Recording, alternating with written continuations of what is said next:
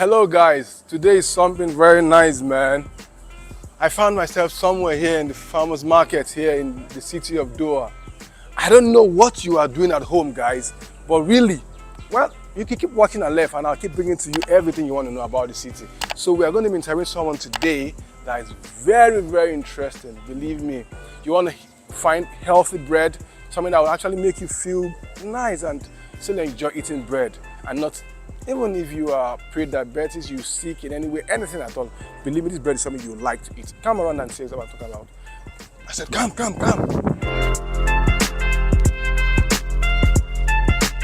I'm here at the farmers market, so I want you guys to just sit down and listen to this interesting story of how she started her business, doing something very nice in the city, selling healthy breads for people to just have a long life. Hello, ma'am. How are you doing today? I'm doing very well, and thank you so much for wanting to come here and talk about my business and see the farmers market. It's my pleasure having you on my show, believe me. You know, I have been waiting for this moment. So right now, I'd like to just introduce yourself to the house. Tell them about yourself and what you do exactly. Yeah. So my name is Milka, and my company is called Milka the Happy Baker. Wow. Because I bake and I'm happy. Wow. And my journey is about healthy bread, as you mentioned, sourdough bread, which is a very healthy and the most ancient way of doing bread, because it's only flour, water, salt, and you make it ferment. So it takes 3 days to produce one loaf. Wow. Like, people would like to know the health benefits of this bread, you know. That's the reason why I'm so hyped. I want to know exactly the health benefits of this bread. The health benefit is that due to the fermentation, it pre-digests the bread for you, because like 80% of the starches that normally upset your stomach, the fermentation will eat and convert it into CO2, so it makes the bread rise. And that is why you get these fluffy breads with the holes inside. And it's all about warmth, time, and a lot of passion, because it takes 3 days to make the loaves. Wow. So, like, so far, you've been here for how long? I've been here for 12 years now. 12 good years. So how did it happen that you just find yourself here in Doha, Qatar, all the way from... we went here initially because my husband got a job here. Okay. And we have 3 kids, and they were quite small at that point. Okay. So I was able to stay at home with them for a couple of years. So that was really nice. Wow. And then I got really sick eating bread here, processed bread. Oh, it came out of your need. Yes, and the doctors told me you're never gonna eat bread again. Oh my God. So I thought there must be a way around it. So I started educating myself. Wow. And I didn't like gluten-free bread. Wow. So I learned about sourdough, starting studying, watching YouTube, travel to other countries, took internships, and a lot of trials and errors. I'm telling you, the first breads I made, they were like this. Oh my God. And I was just like, what is this? But I kept trying. And today I say one of my advantages is I have not been trained in a culinary school, which means I have the freedom of an artist. That's the word. So I know it in my hands. I know it when I see it, when I smell it. So I can adjust, because sourdough is a living thing. So sometimes, for example, here in the desert, it's really hard to bake. Because it's all about humidity and warmth. So you need to be able to control the elements. Oh, wow. So it's really like being a kind of crazy scientist, but I like it. Perfect. So now, what's the turnout like for you here? Are people accepting this? Absolutely. I have been very, very lucky. I started the first farmers market. I was invited here to sell my bread, and back then I didn't know that much, and I just said yes. I'm the kind of person, I just say yes. Wow. So I went here and people were super supportive. They were really, really supportive. I have customers that go back 10 years, still buying my bread. So I mean, they have been following me through my process as well. But because the bread has always have the health benefits, it's more about the looks and the small details. You can always become better. Always, yes. So what's the process like for you? Because, you know, being one person that actually have sole ownership to your business here. What was it like for you? And what was the experience been so far for you? It came along because I was back in Denmark during COVID with our 3 kids. Okay. The big one had to go and study. Okay. So I went there for a year and I sat there. I was actually very unhappy every day because I just wanted to come back to my little Torpa family, to my bread community. And my husband was still here.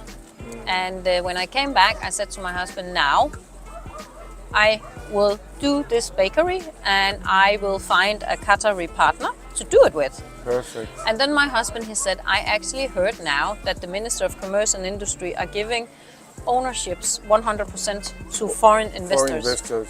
Perfect. So I went again.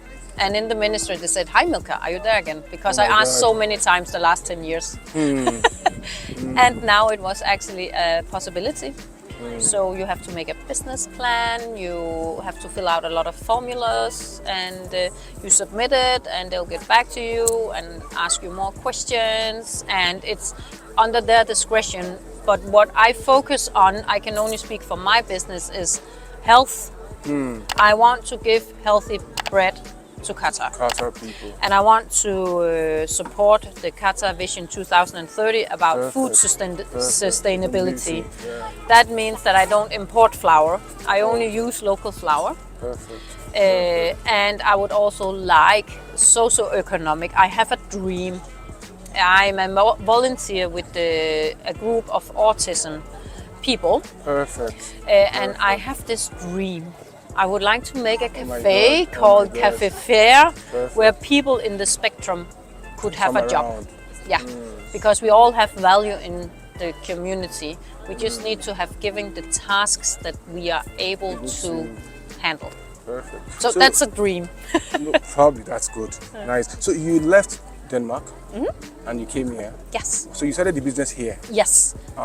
It started here in 2016, I think I started. Perfect. So where do we see you in the future? What's the plan for this? So now I have teamed up with Torpa. Okay. And I have a kitchen now in Torpa store in 𝐷𝐿. Perfect. And it's also online. We actually just launched it yesterday on Snunu. And I will be here every Saturday as well. Good. So you come here every Saturday? Every Saturday. Anyone in the city can meet you here? Every Saturday. Perfect. Guys, you can hear that. So you could come meet with her here every in farmers market. Good. Perfect. So me and my team, we get up around midnight and start baking all the things that we prepared the day before. I have 2 lovely guys working with me.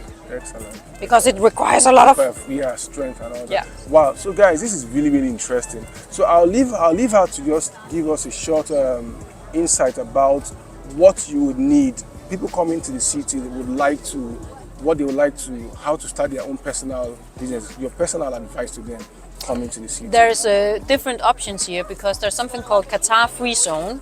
Okay. But when you want to start a business, you need to take out the activity you want to do. Everything is divided into activities. Perfect. Qatar Free Zone support some activities. Mine is through the Minister of Commerce and Industry, which like McDonald's or any other business. Perfect. But you can also go there when you enter, they have something called Invest Qatar. You go in there, they have all the papers, they can advise you, they will ask your questions. Yes, so you know which direction is the right one for you. And I definitely would recommend people to go for it. Perfect. Because there is a lot of support. I have always been treated super nicely from all the ministers. They have always been supportive and said, try this, do it like this. And it's a new thing, so the more people who do it, the more knowledge we'll have about it. That means it's possible for you guys to actually make life easy for yourself here when you are in a city in Doha. So it's my culture to end my vlog and I interview with them speaking their language. Say something about, say thank you for watching, subscribe, and when you're in the city, come to my stand and have fun in your language. Yeah. Come to Torpa Farmers Market. Følg mig på Instagram og kom her og køb noget lækkert sundt brød og støt dit community. Thank you very much, guys. So keep watching. Are you done? Yes, I just want to say tak. Thank you very much. Fordi du vil snakke med mig. Oh my God. Oh my God. It meant thank you because you wanted to talk with me. Pleasure's mine. And thank you for your Pleasure's time. mine. Pleasure's mine. So guys, keep watching the vlog.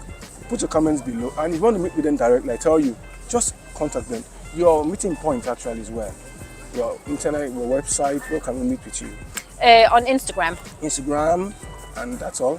For Instagram for now. Okay. So guys, I'll say goodbye from here.